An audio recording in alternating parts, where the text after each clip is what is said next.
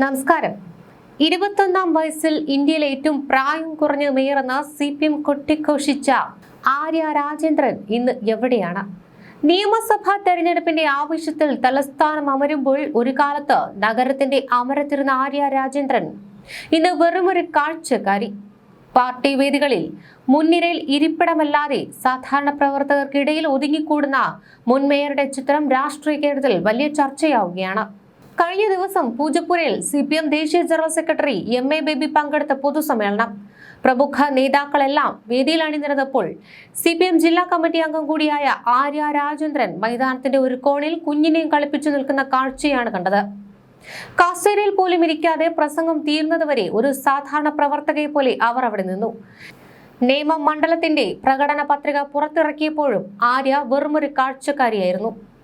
45 വർഷം LDF കുത്തകയാക്കി വെച്ചിരുന്ന Thiruvananthapuram corporation ഭരണം കഴിഞ്ഞ തദ്ദേശ തെരഞ്ഞെടുപ്പിൽ BJP പിടിച്ചെടുത്തതാണ് എല്ലാ കണക്കുകൂട്ടലുകളും തെറ്റിച്ചത്. ആര്യയുടെ ഭരണകാലത്തെ വിവാദങ്ങളും അഹങ്കാരത്തോടെയുള്ള പെരുമാറ്റവുമാണ് ഈ കനത്ത തിരിച്ചടിക്ക് കാരണമെന്ന് CPM ജില്ലാ കമ്മിറ്റിയിൽ തന്നെ കടുത്ത വിമർശനം ഉയർന്നിരുന്നു. കത്ത് വിവാദവും ഡ്രൈവറുമായുള്ള തർക്കവും പാർട്ടിയുടെ പ്രതിച്ഛായ മോശമാക്കിയ അംഗങ്ങൾ തുറന്നടിച്ചു. കോർപ്പറേഷൻ തെരഞ്ഞെടുപ്പിൽ സീറ്റ് നൽകാതിരുന്നപ്പോൾ നിയമസഭയിലേക്ക് പരിഗണിക്കുമെന്ന് പാർട്ടി പറഞ്ഞിരുന്നുവെങ്കിലും ഇപ്പോൾ സ്ഥാനാർത്ഥി പട്ടികയിൽ എവിടെയും തന്നെ ആര്യയുടെ പേരില്ല. എന്നാൽ വെറുമൊരു സീറ്റ് നിഷേധം മാത്രമല്ല ഇവിടെ ചർച്ചയാകുന്നത്.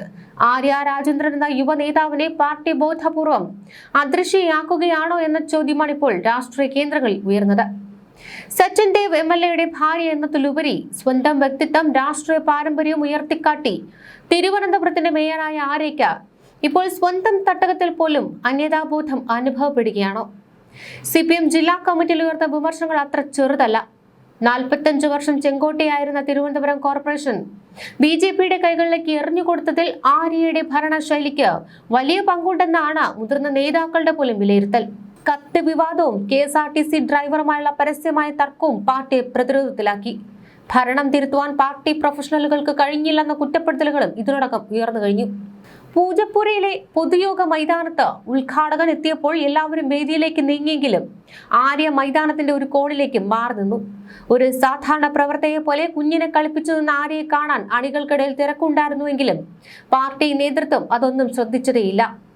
നേമം പ്രകടന പത്രിക പുറത്തിറക്കിയപ്പോഴും ആര്യ വെറുമൊരു കാഴ്ചക്കാരിയെ മാറി നിന്നത് അണികൾക്കിടയിൽ പോലും അടക്കം പറച്ചിലിന് കാരണമായിട്ടുണ്ട്.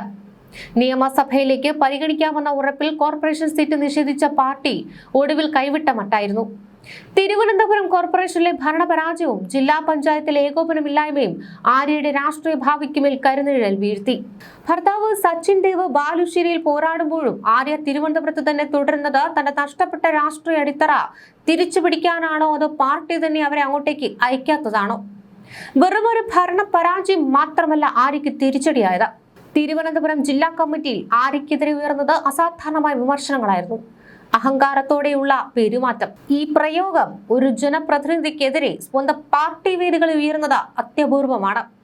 കോർപ്പറേഷൻ ഭരണകൂടത്തെ തിരുത്തുവാൻ പാർട്ടി പ്രൊഫഷണലുകൾക്ക് കഴിഞ്ഞില്ലെന്നും അഴിമതി ആരോപണങ്ങൾ യഥാസമയം തടയാനായില്ലെന്നും അംഗങ്ങൾ തുറന്നടിച്ചു.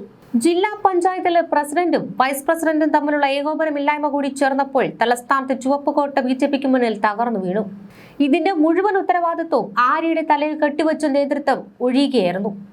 മറ്റൊരു കൗതുകകരമായ കാര്യം ആര്യയുടെ കുടുംബജീവിതവും രാഷ്ട്രീയവും തമ്മിലുള്ള വൈരുദ്ധ്യമാണ്.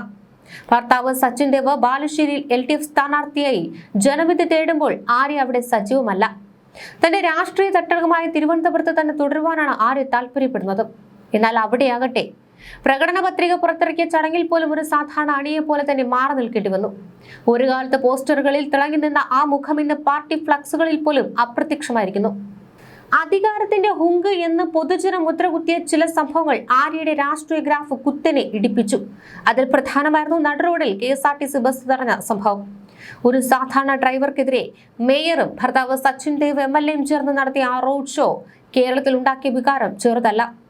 തിരുവനന്തപുരം നഗരമധ്യത്തിൽ ബസ് തടഞ്ഞു നിർത്തി ഡ്രൈവർ യദുവിനോട് തർക്കിച്ച ആര്യ രാജേന്ദ്രന്റെ ചിത്രം സോഷ്യൽ മീഡിയയിൽ കടുത്ത വിമർശനത്തിന് വഴിവെച്ചു. സാധാരണക്കാരന്റെ പക്ഷം പിടിക്കേണ്ട പാർട്ടിയിലെ ജനപ്രതിനിധികൾ ഒരു സർക്കാർ ജീവനക്കാരനെ പരസ്യമായി വിചാരണ ചെയ്തത് പാർട്ടിക്കുള്ളിലും മുറുമുറുപ്പുണ്ടാക്കി. നിയമം കയ്യിലെടുത്തുവെന്ന ആരോപണം ഡ്രൈവർക്കെതിരെയുള്ള പോലീസിന്റെ നടപടികളും സർക്കാരിനെ പോലും പ്രതിരോധത്തിലാക്കി.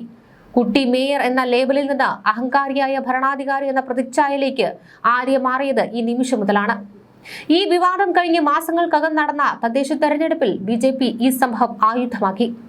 സാധാരണക്കാരായ വോട്ടർമാർക്കിടയിൽ ആര്യയോടുള്ള അതൃപ്തി വോട്ടുകളായി മാറിയപ്പോൾ 45 വർഷത്തെ ഇടതുകോട്ട തകർന്നു. കത്ത് വിവാദത്തിന് പിന്നാലെ വന്ന ഈ ബസ് തടയൽ കൂടി ചേർന്നതോടെ പാർട്ടി നേതൃത്വത്തിന് ആര്യ ഒരു ലയബിലിറ്റിയായി മാറി. അതുകൊണ്ടാണ് വരാനിരിക്കുന്ന നിയമസഭാ തെരഞ്ഞെടുപ്പിൽ ഒരു പരീക്ഷണത്തിന് പോലും തരാതെ ആര്യയുടെ പേര് പാർട്ടി വെട്ടിമാറ്റിയത്. നിയമന കത്ത് വിവാദം ആര്യയുടെ രാഷ്ട്രീയ കരിയറിലെ ഏറ്റവും വലിയ തിരിച്ചടിയായിരുന്നു. കോർപ്പറേഷനിലെ 294 താൽക്കാലിക തസ്തികകളിലേക്ക് പാർട്ടി പ്രവർത്തകരെ തിരികെ കയറ്റുവാൻ മുൻഗണനാ പട്ടിക ആവശ്യപ്പെട്ട് CPM ജില്ലാ സെക്രട്ടറിക്ക് മേയറുടെ ഔദ്യോഗിക ലെറ്റർ പാഡിൽ കത്തയച്ചു എന്നതായിരുന്നു ആരോപണം. ഇത് വലിയ പ്രതിഷേധങ്ങൾക്കും മാസങ്ങൾ നീണ്ട സമരങ്ങൾക്കുമാണ് വഴിതെളിച്ചത്. കൂടാതെ പ്രളയ ഫണ്ട് വകമാറ്റിയെന്നൊരു ആരോപണം. കോർപ്പറേഷന്റെ ദുരിതാശ്വാസ നിധിയിൽ നിന്ന് തുക വകമാറ്റി ചിലവിട്ടുവെന്ന ആരോപണം പ്രതിപക്ഷം ഉയർത്തിയിരുന്നു. ഭരണപരമായ സുതാര്യത ഇല്ലായ്മയെക്കുറിച്ച് അന്ന് തന്നെ വലിയ ചർച്ചകളാണ് നടന്നത്. മാലിന്യ നിർമ്മാർജ്ജനത്തിലെ പരാജയം. സ്മാർട്ട് സിറ്റി പദ്ധതിയുടെ ഭാഗമായി നഗരത്തിലെ മാലിന്യ പ്രശ്ന പരിഹാരത്തിന് കൊണ്ടുവന്ന പദ്ധതികൾ പാതി വഴിയിൽ നിലച്ചതും ബ്രഹ്മപുരം മോഡൽ തീപിടുത്ത ഭീഷണികളും ഭരണപരാജയമായി ചൂണ്ടിക്കാണിക്കപ്പെട്ടു. റോഡ് നവീകരണത്തിലെ മെല്ലപ്പോക്കും ഇക്കൂട്ടത്തിലുണ്ട്. സ്മാർട്ട് സിറ്റി റോഡ് പണികൾ അനന്തമായി നീണ്ടുപോയത് തലസ്ഥാനത്തെ ജനങ്ങളെ കടുത്ത ദുരിതത്തിലാക്കി. മേയറുടെ ഏകോപനമില്ലായ്മയാണ് ഇതിന് കാരണമെന്ന് വലിയ രീതിയിൽ വിമർശിക്കപ്പെട്ടു. കൂടാതെ അഴിമതി ആരോപണങ്ങളും. കോർപ്പറേഷനിലെ വിവിധ പദ്ധതികളിൽ പാർട്ടി താൽപര്യങ്ങൾ സംരക്ഷിക്കുന്നുവെന്നും അഴിമതി നടക്കുന്നുവെന്നും ചൂണ്ടിക്കാട്ടി CPM ജില്ലാ കമ്മിറ്റിയിൽ തന്നെ അംഗങ്ങൾ ആഞ്ഞടിച്ചിരുന്നു. മേയർ കസേര കിട്ടിയതോടെ കാല് നിലത്തുറയ്ക്കാത്ത അവസ്ഥയിലായിരുന്നു ആര്യ. കോർപ്പറേഷനിൽ നടന്നത് സമാനതകളില്ലാത്ത അഴിമതിയും പിൻവാതിൽ നിയമനങ്ങളുമാണെന്ന ആരോപണം സ്വന്തം പാർട്ടിക്കുള്ളിൽ തന്നെ പുകഞ്ഞു. കൈയിട്ട് വാറിലെ മുക്കലും നക്കലും മെയിൻ ജോലിയാക്കിയ ഭരണകൂടം സാധാരണക്കാരായ പാർട്ടി പ്രവർത്തകരെയും ജനങ്ങളെ പുച്ഛിച്ചു തള്ളി. താഴെത്തട്ടിലുള്ള സഖാക്കളെ അടുപ്പിക്കാതെ തലസ്ഥാനത്തെ കോർപ്പറേറ്റുകളെയും മണിയടിക്കലുകളായിരുന്നു മേയറുടെ പ്രധാന വിനോദമെന്ന് പാർട്ടി വിരുദ്ധർ മാത്രമല്ല സ്വന്തം അണികൾ പോലും പരസ്യമായി പറഞ്ഞു. ജനഹൃദയങ്ങളിൽ ഇടം തേടുന്നതിന് പകരം പരിഹാസ്യ പേരുകളായിരുന്നു ആര്യയ്ക്ക് സമ്പാദിക്കാൻ കഴിഞ്ഞത്. പൊങ്കാലക്കള്ളി, അഴിമതിക്കാരി, കുഞ്ഞുവാവ, പിന്നെ ലേഡി പിണറായി. ധാർഷ്ട്യത്തിന്റെ കാര്യത്തിൽ മുഖ്യമന്ത്രിയെ പോലും വെല്ലുന്ന രീതിയിലായിരുന്നു ആര്യയുടെ പെരുമാറ്റമെന്നാണ് വിമർശകർ പരിഹസിച്ചത്. പിണറായി വിജയൻ, MV ഗോവിന്ദൻ, വീണ വിജയൻ, മുഹമ്മദ് റിയാസ് എന്നിവരുമായുള്ള അടുത്ത ബന്ധം തന്നെ തുണയ്ക്കുമെന്നാണ് ആര്യ മനക്കോട്ട കെട്ടിയത്. നിയമസഭാ തെരഞ്ഞെടുപ്പിൽ നേമത്ത് സീറ്റൊഴിപ്പിക്കുവാൻ ഈ ഹൈക്കമാൻഡ് ബന്ധം സഹായിക്കുമെന്ന് കരുതിയെങ്കിലും സഖാക്കൾ പച്ചയ്ക്ക് പറഞ്ഞു ആര്യയെ നിർത്തിയാൽ തോൽപ്പിച്ചു മൂലയിലിരുത്തും. ഇതോടെ തലസ്ഥാനത്തെ രാഷ്ട്രീയ പോരാട്ടത്തിൽ നിന്ന് ആര്യ ഔട്ടായി. 45 വർഷത്തെ ചുവപ്പ് കോട്ട BJPക്ക് മുന്നിൽ തകർന്നു വീണതിന് പ്രധാന കാരണക്കാരി ആര്യയാണെന്ന വികാരം പാർട്ടിയെ പ്രതിരോധത്തിലാക്കി. പൂജപ്പുരയിലെ ആ മൈതാനത്ത് ദേശീയ നേതാക്കൾ പ്രസംഗിക്കുമ്പോൾ ഒരു മൂലയിൽ കുഞ്ഞുമായി നിശബ്ദയായി നിന്ന ആര്യ രാജേന്ദ്രൻ കേരള രാഷ്ട്രീയത്തിന് നൽകുന്ന സൂചന എന്താണ്? ഉയരങ്ങൾ കീഴടക്കാൻ വന്ന കരിയർ അകാലത്തിൽ അസ്തമിക്കുകയാണ്. അതോ പാർട്ടിയുടെ തിരുത്തൽ നടപടി കഴിഞ്ഞ് അവർ വീണ്ടും മടങ്ങിയെത്തുമോ? നിയമസഭാ തെരഞ്ഞെടുപ്പ് പ്രചാരണം കൊട്ടിക്കയറുമ്പോൾ ഒരു കാലത്തെ വിപ്ലവ നായികയുടെ ഈ ഒരുങ്ങിക്കൂടൽ രാഷ്ട്രീയ കേരളം കൗതുകത്തോടെയാണ് ഉറ്റുനോക്കുന്നത്.